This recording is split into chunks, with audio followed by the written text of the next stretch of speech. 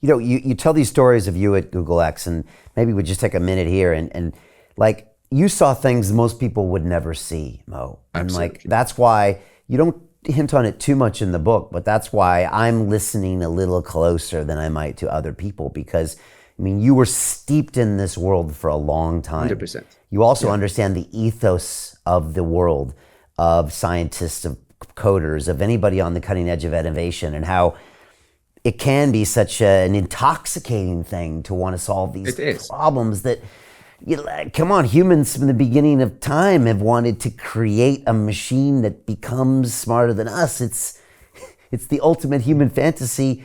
Even a caveman might have thought about it. And to be able Yeah. to be on the cutting edge of solving perhaps the most challenging problem of humanity, it's strange. I mean, I had a flashback to an Oppenheimer moment, where Oppenheimer famously dreaded that he created the atomic bomb because, Yeah. at one point he wanted to, and the other point he thought, well, I can't put this back in the bottle. Of course, that hasn't killed humanity yet. But can you just talk a little bit about what it was like being in Google X, seeing some of the things you saw, and then is that also why you left? Oh.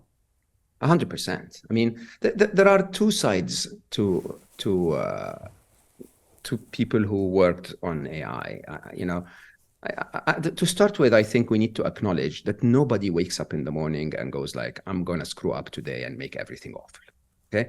Everyone wakes up in the morning and does something that they believe is the best thing to do. And sadly, a school shooter wakes up in the morning and goes like, I'm going to go to school and shoot people today because it's a good idea. I think it's a good idea. I have a good logic in my mind, why I should do this. And it's from a school shooter to people who are waging wars on other nations. They have a good logic in their mind while they're doing it. Now, there are two sides of developers. One of them you'll see in, when I say developers, I mean developers, organizations, everyone, the whole team. One is what you saw in the Social Dilemma, the documentary, if you've seen that. And the other is what you would see in an incredibly scary video by an AI researcher, a very renowned AI researcher called Hugo de Garis. It's called Singularity or Bust, which you can find on YouTube. Let's talk about the Social Dilemma first. So when I joined Google, I joined in 2007, and I was vice president of emerging markets. I was assigned the responsibility that, to me, I think, and honestly, truly in my heart, believe that I was blessed and honored to have that opportunity to change the lives of 4 billion people or more. Right. So my task was to start emerging markets. At the time, there were 7 markets sort of commercially on Google's map, but they were not really properly technologically advanced. And then my task was to take Google's search and YouTube and all the other technologies, including the ad technologies, to 103 other languages, 4 billion users. Okay. What a privilege. I mean, when you really think about it, the Google I joined, believe it or not, we were still accounting for most of our revenues on Excel. I had probably 27, 28 reviews with Larry Page when he was our CEO. Never once asked me about the revenue. Never once. Like, to the point that one day I said, Larry, I mean, I put at least a day of my team's time to prepare those revenue slides for you. And by the way, we spent the last quarter, a good chunk of us were trying to make those numbers. And, don't you even care? And he looked at me in a very typical Larry way and said, well, Mo, if we create great products and they're solving problems and helping people improve their life, you guys at the business will find a way to make money. Okay. And that was truly the mentality of that company. It was in every possible way a movement. And in every possible way, it was an amazing movement. And I wouldn't lie if I tell you, for the first 10 of the 12 years I spent at Google, I would have paid to work there. I was capable to pay to work there, and I would have definitely paid to work there. Until something happens. Something happens when you're in the market, when you have quarterly targets, when you grow. So we were accounting on Excel, but you can't account for $80 billion on Excel. So you have to bring in, proper general ledgers and, ERP, and you have to bring in CRM, and you have to bring in the bureaucrats, right? Which, by the way, is not a bad job. It's just a job of someone who doesn't want to break any rules. And the bureaucrats come in and take over the company. And then the objective doesn't become organize the world's information and make it universally accessible and useful. Like I promise you, we all believed. It was the only reason we woke up in the morning. The word "don't be evil" was mentioned more than the word "how much money this will make for us." Okay?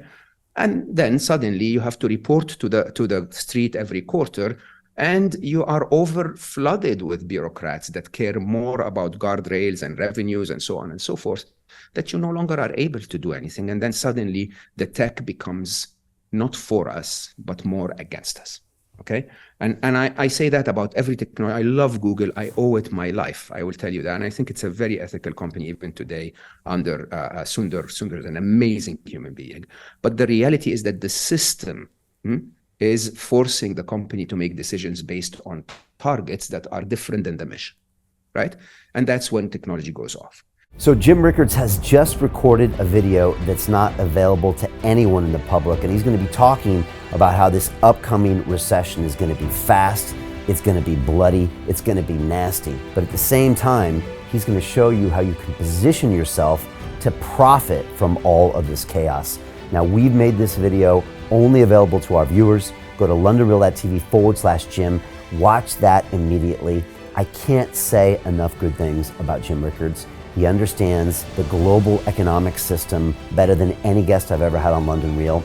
His predictions are almost uncannily true, and you can learn how to profit from his vision, from his expertise, and his understanding of economics. So go to londonreal.tv/Jim or click the link below. It's an excellent, excellent look on what's going to happen in the future and how you can position yourself to profit from that. Jim is one of the best in the business, one of my favorite guests on London Real, and he's very, very good at predicting the future and showing us all to profit from it. So click the link, and I hope you enjoy.